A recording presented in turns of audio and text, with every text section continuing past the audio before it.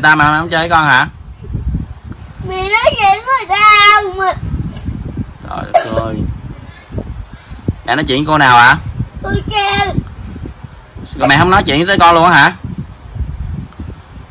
Nãy giờ cha đi tắm cha đâu có biết đâu.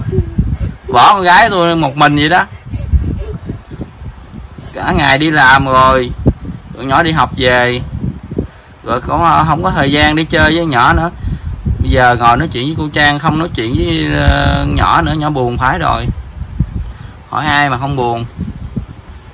Buồn khóc đúng rồi. Thiệt tình là cô Trang mới qua hay sao vậy? Hả? Rồi con có nói chuyện Ghét mẹ với cô Trang. vậy hả? Mẹ với cô Trang làm chung cả ngày nói chuyện nhiều rồi, sao giờ còn ngồi nói chuyện nữa ta? Mà sao bỏ con gái không nói chuyện gì cho con? Có nói chuyện với mẹ không? Không. Mẹ không nói chuyện với con hả? Mẹ nói chuyện rồi. Anh nói mẹ không nói chuyện với con luôn hả? Buồn lắm ông bà cô chú. Gái giận vừa tối gái ngủ với ai? Giận cha giùm. Con ngủ mình. Ngủ mình hả? Cha nằm ở trên với anh hai, mẹ nằm dưới, con ngủ mình, con ngủ đâu? Hả? Con ngủ dưới đất. Ngủ dưới đất lạnh rồi sao? Rồi tối đắp mền hả? Rồi tối kẹ bắt rồi sao? Trời. Cho bắt luôn hả? Con nói là không nói được. Con không nói hả? Nhưng mà cái vụ gì? Là sao? Con đang chơi với mẹ rồi mẹ lại mới nói chuyện với cô Trang hay sao? Hay là con muốn nói chuyện với mẹ mà mẹ không nói chuyện với con, mẹ không để ý tới con hả? Hả, là mẹ bận công việc mẹ không để ý tới con phải không? Đúng không? Hả? Nói cho nghe nè. Đừng có như vậy. Gái ơi. Gái như vậy là cha không có ngồi trò chuyện với gái nữa nha. Gái cưng. Vậy nữa. Sao vậy? Con nói cho cha biết mới được. Cái vụ gì sao để cha làm việc với mẹ coi. Hả? Ghét mẹ cô Trang, mẹ với cô Trang đi đi. Bậy. Cha nói nhỏ nhỏ nhẹ nhẹ vậy thôi đó. Vậy con hỏi con cha nó luôn mà ngủ với cha luôn. Không ngủ cha nữa hả? Cha nói nhỏ nhỏ nhẹ nhẹ vậy đó, chứ mà không nghe là cha sẽ phạt á.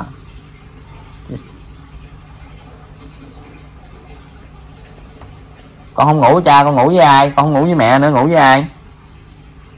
Anh hai. Anh hai, hai anh em ngủ đâu? Anh hai ngủ với cha mà. Gì con ngủ với cha luôn phải không? Con không ngủ ra. Sao không ngủ với cha? Hồi tối ngủ với cha mà. Hả? Nè con ngủ mình. Ngủ mình không kệ bắt. Nè con ngủ bà ngoại, không ngủ với cha với mẹ luôn. Ngủ với bà ngoại hả? Ngon bà ngoại cho ngủ không? Vậy con ngủ với nhà mấy gì? Mấy chị có cho ngủ không? Ừ. Con ghét cha của mẹ. Sao ghét cha mẹ? Cha mẹ thương con mà. Nói chung con buồn nhiều lắm phải không? Đừng có nói nữa. Thôi xin lỗi. Đang buồn mà nói nhắc tới chuyện buồn thì còn buồn thêm nữa.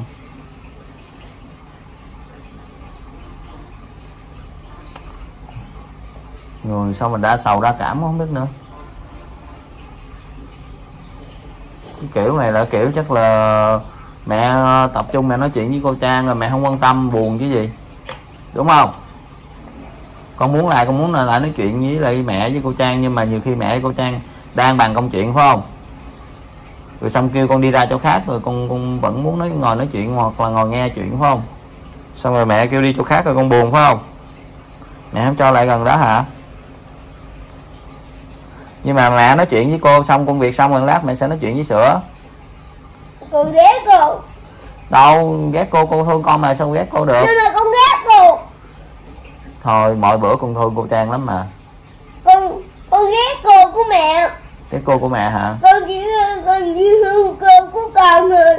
Cô con là cô nào? Cô ghét cô Trang, cô Thu, cô Sang. À ha, cô Thu với Cô Sang thì dạy lớp nhà trẻ phải không? Cô Yến với cô Trang là dạy lớp mầm phải không? Mớp con đang học đó. Vậy chỉ thường mấy cái lớp đó không thường đi lớp cô Trang của mẹ. Vậy là cũng có cô Trang mà sao con thương cô Trang này mà con không thương cô Trang kia? Hả? Cũng có cô Trang mà, cùng tên cô Trang luôn mà sao con thương cô Trang này con không thương cô Trang kia? Tại sao? Hả? Tại sao nói cho nghe? Thế thì tự nhiên giận cha luôn, cha đang tắm cha có biết chuyện gì đâu. Nghe khóc. Tưởng đâu là lại con với lại ốc Tiêu lại giành được chơi rồi gây nhau nữa. Con ghét cả gia đình. Trời ơi, cả gia đình thương con mà. Không được như vậy. Con đi đâu vậy?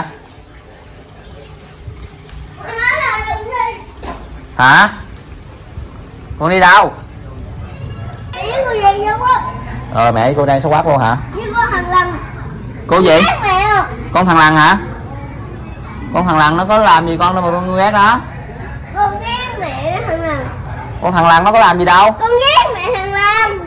Mẹ thằng Lăng hả? Mẹ Ngọc chứ mẹ thằng Lăng gì? Con ghét con cha thằng Lăng luôn. Sao con kêu thằng Lăng? Con ghét mẹ. Nhưng mà cha thương mẹ mà. Liêu mẹ luôn. Liêu mẹ luôn hả? Hả? Vậy mẹ con nhau đi con không mua đâu. Thì cha mẹ phải thương nhau chứ. Con thương nhau. Vậy hả? Con với anh Hai thương nhau hả? Ghét cô Trang. Thôi đừng như vậy. Thôi thì cô Trang, liêu cô Trang. Có xì cô Trang luôn hả?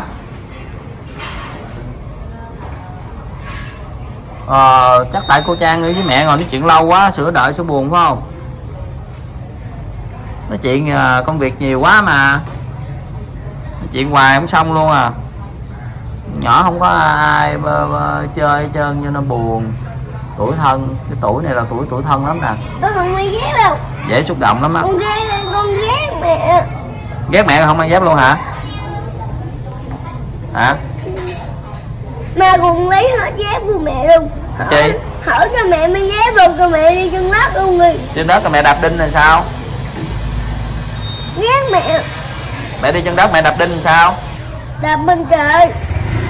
Đạp đinh là chảy máu mẹ luôn á. Rồi con không ghét. Hả? Con không ghét mẹ. Mình đi đứa anh Hai rồi lên chỗ trung tâm thiếu nhi nữa này. Đi em cha chở đi. Hả? Giận mẹ Ngọc rồi. Kìa vô mét con ngoại kìa. Sao hả? Ai đẹp sữa hả? Mét ngoại kìa. Sao hả? Hả? Bụi đi thì sao mà chở hết ba đứa. Mom. Con ghét mẹ. Mẹ ghẹo con hả? Hả? Thấy không? Mẹ ghẹo con không? Rồi con bắn ở ngoài quýnh mẹ rồi coi nè. Chơi đi. Chơi đi quay với ba đi. Ở ngoài quýnh mẹ này coi. Không quay đâu. Thôi không quay. Dạ không quay.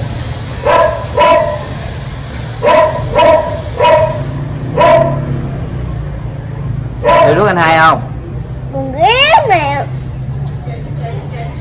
Con ghét mẹ. Ghét cô Trang của mẹ. Mẹ ghét cô Trang sâu quá. Rồi mẹ thương kìa. Mẹ ghét cô Trang sâu quá. Cô Trang qua gặp mẹ nói chuyện đi rồi mình tiếp tất luôn mà. Con đi chân đất luôn mà nó ghét luôn. Sữa buồn chú Sim ơi. Trời ơi, buồn kiểu đó nè hả? Cái mặt một đống vé hả? Lấy sữa. Buồn nhiều lắm. Đừng có. Đừng có chọc con. Đừng có chọc em. Đừng có chọc em khóc. Em tắm rửa. Em tắm rửa. Không vào ngày. Hả? Không vào ngày. Không vào ngày. Ủa bé Sữa không có giận mẹ nữa hả? Bé Sữa không giận mẹ Ngọc nữa hả? Thì cả nha. Thì cả nhà. Cái miệng nó xinh thế. Cái miệng nó xinh thế. Gì kỳ vậy? Đọc thôi, đọc lại đi. Thì đọc vậy á. Cái miệng nó xinh thế. Cái miệng nó xinh thế. Chỉ nó một điều hay thôi. Ủa bé Sữa không giận mẹ nữa hả? Nè. Cái miệng xinh thế. Cái miệng xinh. Nè, không có giận mẹ Ngọc nữa hả? Quê hả? Đây. Đông qua hả? Sữa. Nãy giận mẹ Ngọc quá trời luôn. Giờ làm quà rồi ha. Bằng tay cũng nghề. Để cũng mừng. Bàn tay cũng nghề là gì? Bằng tay cũng nghề. Đúng rồi. Bằng tay cũng nghề. Bàn tay cũng nghề. Không về đi chơi. Không giờ đi chơi. Khi mẹ đi đâu. Khi mẹ đi Nít đâu. mà giận xíu. Thì con không hấp. Thì con không hát. Mình người lớn Đã mình giận lý rồi. giận xíu. Rồi. Em vô trường. Em vô trường. Ông hấp nhẹ. Không hút nhà. Em lớn bao. Em lớn bao. Em nhiêu tuổi. Em nhiêu tuổi. Thôi tự sáng tác hả? Em 6 tuổi. Em Thôi Sữa tự sáng tác hả Sữa? Em 4 tuổi. Em 4 tuổi. Ai dạy con bài này? Thôi tự Dạ sáng cô tác. giáo. Con đọc bài thơ này nữa nha. Cháu đến. Hả? Cháu đến. Cháu đến Thăm bà. thăm bà. Hello. Đây để con đọc cho nha. Không giận mẹ Ngọc nữa hả? Hết giận mẹ Ngọc hả? Rồi chúc mừng hai mẹ con nha. Rồi hai mẹ con làm lành là vui nha. Rồi cảm ơn quý ông bà cô chú anh chị ạ. Trà Sữa đã làm lành với mẹ Ngọc rồi. Kính chúc quý ông bà cô chú anh chị thật nhiều sức khỏe. Xin chào tạm biệt và xin hẹn gặp lại. Lên 4. Để Sữa đọc hết bài thơ này. Em lên 4. Em lên 4. Đã lớn rồi. Đã lớn rồi. Em không vội. Em không vội. Mẹ đi đâu. Mẹ đi đâu. Em không khóc. Em không khóc. Hồi nãy đứa nào khóc? Đã 4 tuổi. Đã 4 tuổi. Em không khóc. Em không khóc nữa hả? Em không hèn.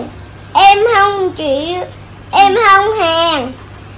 Em không hèn. Em không hèn. Đã lớn bao.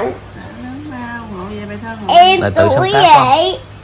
Em Là tự sáng tác Em rồi. mấy tuổi. em mấy tuổi? Thôi, tự Em sáng 4 tuổi. Em 4 tuổi. Đến lớp rồi. Đến lớp rồi. Em không khóc. Em không khóc. Ba mẹ đi.